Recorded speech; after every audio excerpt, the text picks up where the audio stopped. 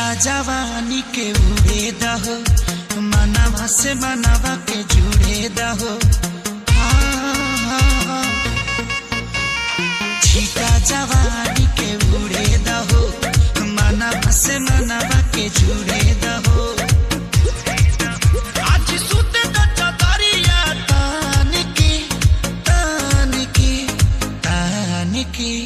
टूट जाए राजा जी, टूट जाए राजा जी पलंग सागवान के, टूट जाए राजा जी पलंग सागवान के।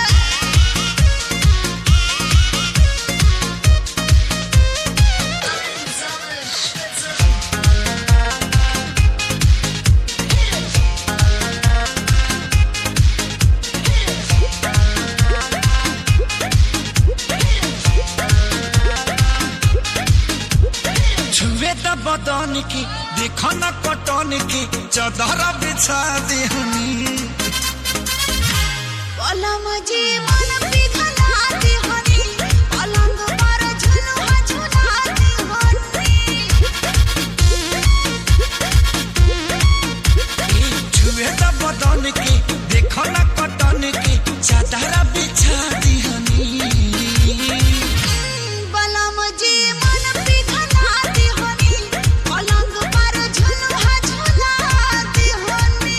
परियार बाटे बेडिया फान के फान के फान के।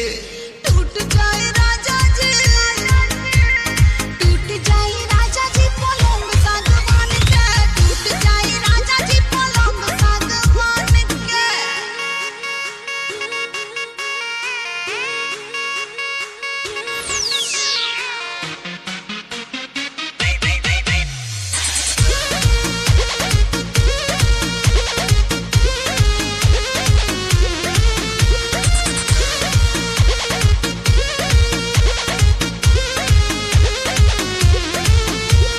बने त बेसरमी देहिया में गरमी पैठे लागी हो।